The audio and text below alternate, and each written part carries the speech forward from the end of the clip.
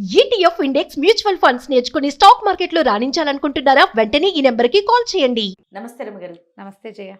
రమగారు, motivational talks, speaks మనం చూస్తూ ఉంటాం, వింటూ ఉంటాం. చాలామంది మోటివేషనల్ స్పీకర్స్ కూడా ఉన్నారు. అయితే ఒకళ్ళది విని ప్రభావితం అవుతూ ఉంటాం చాలాసార్లు. కానీ మనకి మనం ఎలా మోటివేట్ చేసుకోవాలి? అసలు చేసుకోగలుగుతామా? ఆ కాన్సెప్ట్ ఉంటుందా? ఇప్పుడు నేనున్నా, నాకు ఏదైనా ఒక ఆలోచన వచ్చింది అనుకోండి, వెంటనే మీకు కాల్ చేస్తా. రమగారు ఇట్లా అయిందండి, ఏం చేయమంటారు ఏంటని. మీరు ఏదో సలహా చెప్తారు. అమ్మయ్యా, ఓకే, ఇలా చెయ్యొచ్చు అని ఒక ఆలోచన నాకు వస్తుంది. మీరు లేరు. అప్పుడు ఎట్లా? లేరు ఇన్ ద సెన్స్ నాకు అందుబాటులో లేరని, అదే. వేరే రకంగా కాదు. ప్రతిసారి ఎవరో ఒకళ్ళు ఎలా అందుతారు? అంతే కదా, మనకి మనము. కానీ మరి మన ఆలోచన కరెక్టో రాంగో ఎట్లా రమ్మగారు? వేరే పర్సన్ నుంచి వస్తేనే కదా అది. ప్రతిసారి అలా కుదరదు కదా జయ. మన నిర్ణయం మనం తీసుకోవాలి. తీసుకోకపోతే ఎట్లా? ఇండిపెండెంట్గా ఉండటం, సెల్ఫ్ డిపెండెన్సీ, మన మీద మనం, ఆత్మనిర్భరత అంటారు చూడు, అదనమాట. నువ్వు ఎంతసేపు అమ్మ చెప్పో, నేను చెప్పో, అక్క చెప్పో, వీళ్ళెవరో ఒకళ్ళు చెప్పాలి అని అనిపిస్తుంది. అవును, అవును. అది రెగ్యులర్ది కదా. ఆఫీస్కి ఇన్ టైం వెళ్ళిపోవాలి. ఆఫీస్లో నిర్ణయాలు నువ్వు చేసేస్తావు. నీ ఇవాళ ఏ హెయిర్ స్టైల్ పెట్టుకోవాలి నువ్వే చేసుకుంటావు కదా. వీటికి వేటికి పడవు. అమ్మో నేను ఇది హ్యాండిల్ చేయలేను అనిపించంగానే నీకు డిపెండెన్సీ వస్తుంది. ఇప్పుడు ఏం చేయాలి అని ప్రశ్న రాగానే ఎవరు చెప్తారు దీనికి సమాధానం అని చూస్తాం. మొదట ఆ క్వశ్చన్ మానేయాలి చేయాలి. ఇప్పుడు ఏం చేయాలి అనగానే ముందు ప్రకాష్ చెప్తాడా, అమ్మ చెప్తుందా, అమ్మగారు చెప్తారా? ఆలోచించకూడదు. అసలు నేనేం చేయగలను ముందు దీనికి. నేను ట్రై చేసి నా చేత కాకపోతే నేను ఒక ఆలోచన చేసి ఇది కరెక్టేనా అని అడగాలి. ఆలోచన చేసి మరి మిస్టేక్ అయితే రమ్మగారు అవుతుంది. రెండోసారి నేర్చుకోవా నువ్వు? కాదు, ఇప్పుడు అద్దం లేకుండా బొట్టు పెట్టుకోవాలని నేను పెట్టుకుంటాను. మొదటి రోజు ఇక్కడ ఎక్కడో పెడతా.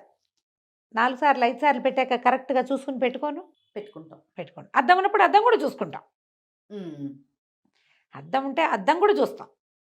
లేనప్పుడు నేను చేయలేనని బొట్టెట్టుకోవటం మానేయం కదా.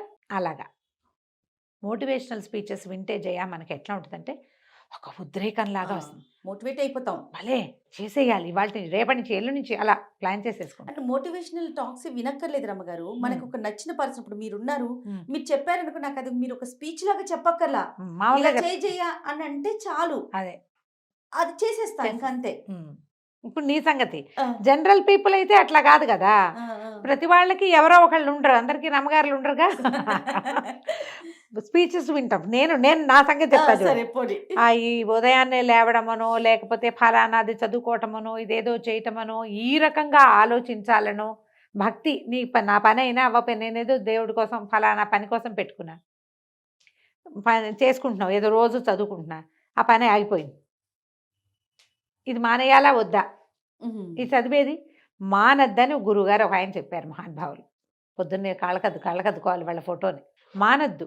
ఆ పని అయినా అవ్వకపోయినా ఇది కంటిన్యూ చేయమన్నారు. చెయ్యి, నువ్వు చేసే విధానాన్ని మానేయద్దు అని. యాక్చువల్గా ఆయన నా చెప్పాల, సార్వజనీనంగా చెప్పారు. టీవీలో టాక్స్ వింటుంటాం కదా. మొక్కుబడి చేయ, ఒకవేళ మొక్కున్నాం, మన పని తీరలేదు, మన పని అవ్వలేదు, అయినా కూడా మొక్కు తీర్చుకో. నాకు నచ్చింది అది. ఏమిటి నీకు నాకు బాకీ, దేవుడికి నాకు పని అవ్వలేదు, ఏనిచ్చింది మొహం చూడని పక్కింటి ఆవిడకి కిటికీ తలుపు వేసినట్టు దేవుడిని కిటికీ తలుపు వెనకాల తోసేయగలమా? మనం తోయకూడదు. ఇది మోటివేట్ అయ్యా. ఇది చాలా అద్భుతమైన సబ్జెక్ట్. ఇది ఎవ్రీ టైము యూజ్ అవుతుంది. ఎప్పుడు మనం ఇలాగే ఆలోచించాలి. ఇలా నేను మోటివేట్ అయ్యాను, నేను అనుకుని, నేను దాన్ని నమ్మి బాగా ఆలోచించి దాని మీద నేను అది ఫాలో అవుతూ నేను ఇంకొకళ్ళకి చెప్తా. ఇలాంటి పెద్ద విషయాలు, అద్భుతమైన విషయాలు, జీవితం అంతా ఉపయోగపడే విషయాలు ఓకే కదా. ఇప్పుడు అలా కాకుండా చిన్న చిన్నవి ప్రత్యేకమైన సబ్జెక్టులు ఉంటాయి. వెళ్ళాలా వద్దా, చెయ్యాలా వద్దా, చేస్తే ఏమవుతుంది, చేయకపోతే ఏమవుతుంది. ఇవి ప్రతిసారి మనమే బేరీజ్ వేసుకుంటూ, మనమే ఆలోచించుకుంటూ, మనమే ఏదైనా ఒక డిసైడ్ చేస్తే, ఎవరి సలహా లేకుండా ఓ గంతేసి ఫెయిల్ అయిందనుకో, ఫెయిల్ అయిపోతే మనం డిమోటివేట్ అయిపోతాం. చిచ్చి మనం సొంతంగా ఆలోచిస్తే పాడైపోతున్నాము అని. ఎప్పటికీ నువ్వు సొంతంగా ఆలోచించవా? ఇలా ఉండొచ్చా? ఇండిపెండెంట్గా లేక డిపెండెన్సీ, ఎప్పుడు ఎవరో ఒకళ్ళు మంచి మాట చెప్పాలి. అందుకని మన వాళ్ళు చాలా మంది నన్ను చూసుకునే వాళ్ళు లేరు, చెప్పేవాళ్ళు లేరు. ఎంతసేపు అవునవునవును. ఎవరైనా చెప్పాల్సిందే. ఉమ్. ఎప్పుడు ఎవరో ఒకళ్ళు చూసుకోవాలి, ఎవరో ఒకళ్ళు చెప్పాలి. దీనివల్ల ఏమవుతుందంటే మానసికంగా బలహీన పడిపోతాం జయ. మనం ఓకే. చాలా వీక్ అయిపోతాం. ఒక రకమైన పనికిమాలినతనం వచ్చేస్తుంది మనకి. ఎప్పుడు ఏడుపు గొట్టుగా ఉంటాం మనం. ఉమ్. ఇంకోటి ఏమిటంటే మన ఒక తట్టుకోలేనితనం, అనారోగ్యాల పాలైపోతాం. అది కష్టం కాదు? మరి చాలా కష్టం. చాలా కష్టం కదా. ఇప్పుడు మన వాళ్ళలో నడి వయసు వాళ్ళందరూ ఇలాంటి సమస్యల్లోనే కొట్టుమిట్టాడుతున్నారు జయ. ఒక ఏజ్ వచ్చేసరికి అమ్మ నాన్న వెళ్ళిపోతారు, సిబ్లింగ్స్తో సెపరేషన్ వస్తుంది, మాకెవరు చెప్పేవాళ్ళు లేరో అని ఏడుస్తారు. ఆ చెప్పేవాళ్ళు లేకపోవటం, అనాథలం అయిపోయామన్న ఫీలింగ్ వచ్చేస్తుంది. ఆ, ఆ. అది ఎంత బాధిస్తుంది. దానివల్ల ఏమంటే ప్రోగ్రెసివ్గా ఉండరు వీళ్ళు. అవును, అవును. ప్రోగ్రెసివ్గా ఉంటారు, మానసిక సమస్యలకి లోనైపోతారు. అక్కడి నుంచి ఏం చేస్తారు, తమ కింద ఉంటారు కదా, తమ వెనకాల ఉన్న వాళ్ళకి అతిగా వాళ్ళని కాచి కాపాడడం మొదలు పెడతారు. ఉమ్. నాకెవరు చూసేవాళ్ళు లేరు కాబట్టి నేను అద్భుతంగా చూసుకుంటానంటారు పిల్లల్ని, కోడళ్ళని, కొడుకుల్ని, అల్లుళ్ళని కూడా. వాళ్ళు ఇందులో నుంచి తప్పించుకోవడానికి ట్రై చేస్తారు. నువ్వు చూడక్కర్లా, మా సంగతి మేము చూసుకుంటామంటారు. వాళ్ళు అంటారు. వాళ్ళకి నీకు గొడవ కరెక్ట్ కదా. సాధ్యమైనంత డిపెండెన్సీని తగ్గించుకోవాలి. ఓకే. దీనికి ప్రతిసారి ఇదొక ఆ పాఠంలాగా చదువుకుంటూ ఉండాలి, మనం వింటూ ఉండాలి. ఉమ్. ఏదైనా ఒక ప్రాబ్లం వస్తే ఉమ్. మొదట చేసేసి ప్రాబ్లంని సాల్వ్ చేయడానికి మన ప్రయత్నం చేసి, నువ్వు మొదటి నుంచి ఏం అలవాటు, అడిగి ప్రాబ్లం సాల్వ్ చేసే అలవాటు. అలా ఉన్నవాళ్ళు మీరే మీ రీతిలో చేసేసి, అప్పుడు ఇలా చేశానని ఎవరైనా పెద్దవాళ్ళు, మీరు ఎవరిని నమ్ముతారో వాళ్ళకి చెప్పాలి. ఓకే. ఇలా చేశాను, కరెక్టా కాదా. ఓకే. అయ్యో అలా ఎందుకు చేసావు అని వాళ్ళు అన్నారనుకో, పోనీ ఇప్పుడు దీన్ని ఎట్లా ఫిక్స్ చేయను అని అడగచ్చు. ఆ. ఇంకోళ్ళు ఎవరైనా ఇంకోసారి, హే బాగా చేసావు, నువ్వు పలు చక్కగా చేసావు అంటే, నువ్వు అంటే శబాష్ వెరీ గుడ్, బాగా అంతే. చేస్తాను నేను. నిన్ను నువ్వు ఈ రకంగా శబాష్ అనుకుంటూనే నువ్వు ముందుకు తీసుకెళ్ళగలుగుతావు. దీంట్లో ఉద్యోగాలు, చదువులు, కొనుబళ్ళు, పెళ్లి సంబంధాలు, ప్రయాణాలు చాలా ఉన్నాయి. దాంతోపాటు వంట వార్పులు లాంటి చిన్న చిన్న విషయాలు కూడా ఉన్నాయమ్మా. వంట వార్పు చిన్నదని కాదు, ఏదో నా ఒక వంటకం చిన్నది, ఉమ్. అలాంటివి కూడా.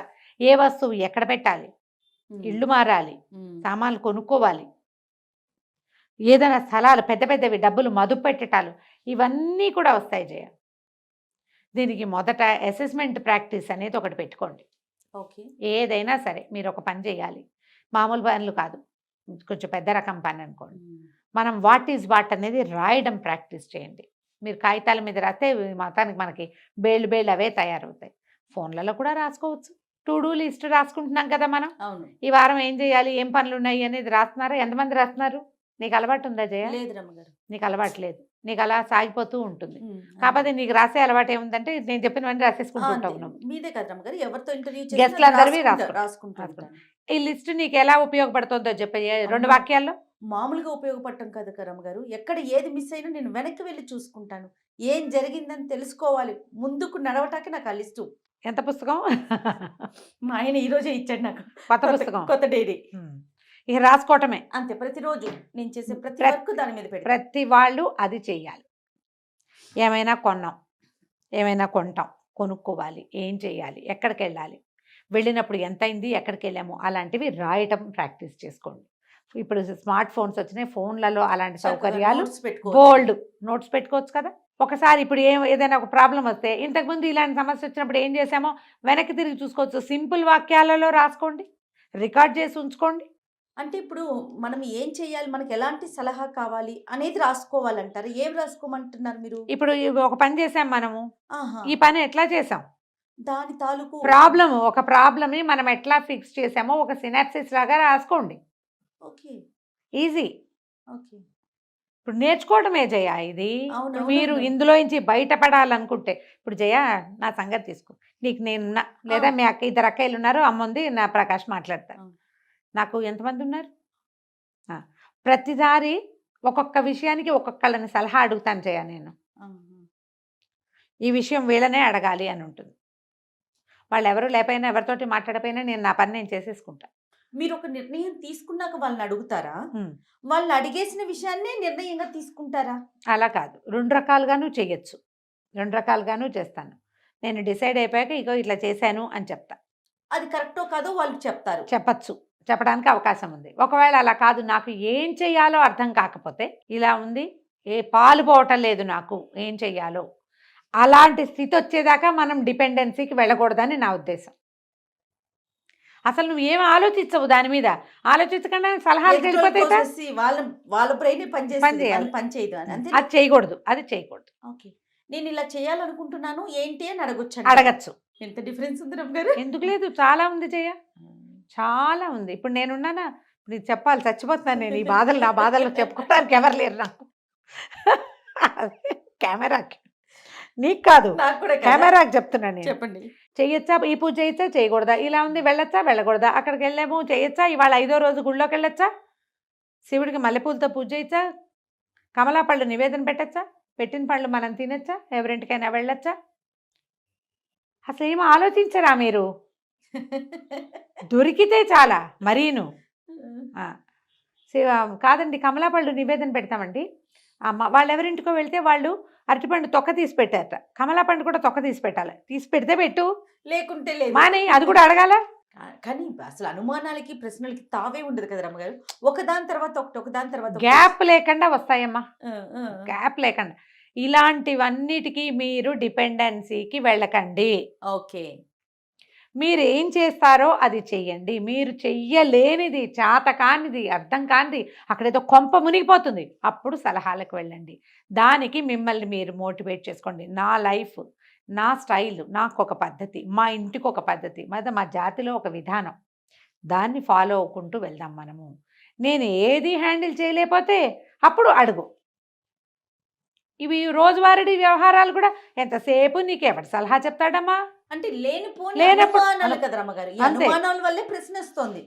ఏం కాదు, మనం భక్తితో ఉండాలి. ఫర్ ఎగ్జాంపుల్ అనుకుందాం, అంతే, అదే కమల తీసి పెట్టు, తీయకుండా పెట్టు, పెట్టు. తొక్కతో పెట్టు, చెట్టు తీసుకొచ్చి పెట్టు.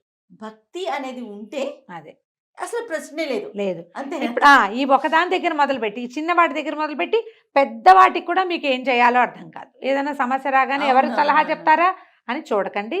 ముందు మీ బ్రెయిన్కి పని పెట్టండి.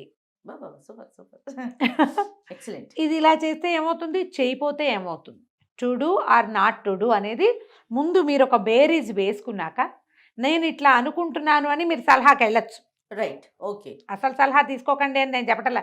ఎవరితోటి మంచి మాట్లాడద్దు అని ఎందుకు చెప్తాం మనం? అదే మంచి కదా. మాట్లాడడానికే కదా మనం ఉన్నాం అవును ఇక్కడ. అవునవును. కాబట్టి ముందు మీరు ఆలోచించండి, ఇది అసలు అడగాల వద్దా, ఇది చేయొచ్చా మనం, నేను ఇలా చేస్తున్నాను, ఎంతకాలంగానో చేస్తున్నా, పోనీ నేను తప్పు చేస్తున్నాను అని మీకు అనిపించింది అనుకోండి, అది కూడా అడగాలి. ఇదేమైనా నేను పొరపాటు చేస్తున్నానా, నేను కరెక్టా కాదా అనేది ఒక చిన్న సాధారణ సలహాతోటి సరిపోతుంది కదా. అక్కడ అది తీరింది అనుకో, ఇప్పుడు ఇంకోటి ఉంది జయ ఇందులో, ఓసారి ఒకళ్ళు చెప్పిన సలహా ఫలించిందంటే ఇక వాళ్ళే గురువు, అంతే. అలా కూడా ఉంటాం మనం. ఏంటంటే మనకి ఇది అలవాటైంది జయ, ఇది తప్పని నేను అంటల్లా, మొత్తం మీద ఆల్రెడీ కదా అర్థమైంది కదా, ఇది అవసరమైందే. కాకపోతే ఏంటంటే ఇలా వాళ్ళు చెప్తేనే కానీ నేను అడుగు కూడా కదపననే పిచ్చలోకి మాత్రం వెళ్ళపోకండి. మన ఎవరి బ్రెయిన్ కి వాళ్ళు పని పెట్టమంటున్నారు, ఆలోచించండి, అంతే. బాగుంది రమ్మ గారు. నమస్తే. నమస్తే జయ.